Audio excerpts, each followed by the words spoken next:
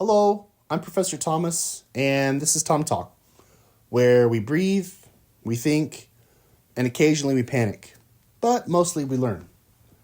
Now I get it, when you're a student, it feels like you're drowning in facts, numbers, event settings, and normal values, but the real secret to surviving and succeeding in respiratory therapy isn't memorization.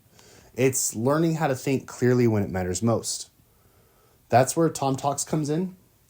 Here we focus on breaking down complex concepts into real-world thinking strategies, the kind that actually help you become better clinicians, not just better test takers.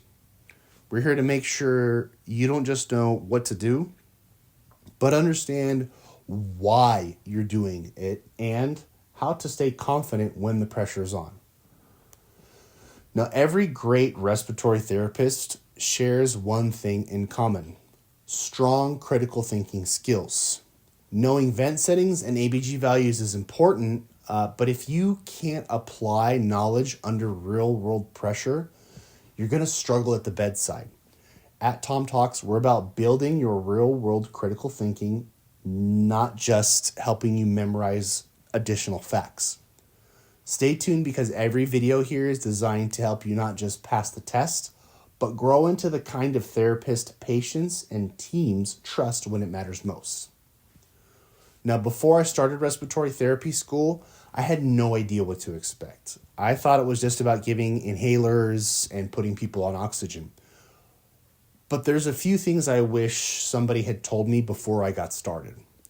First, you won't know everything. And that's normal.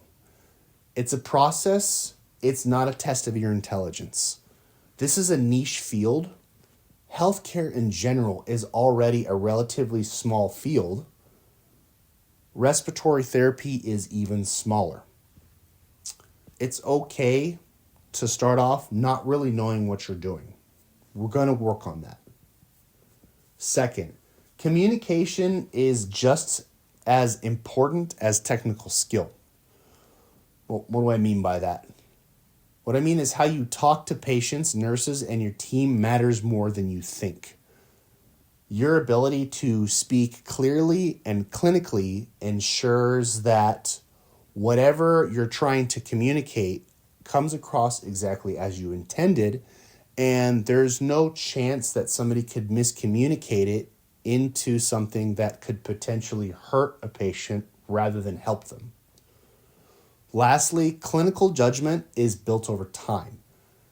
No amount of memorization replaces real experience, real pattern recognition, and the ability to stay calm under pressure. It's going to take you a while to figure out how to do these things fluently and with confidence.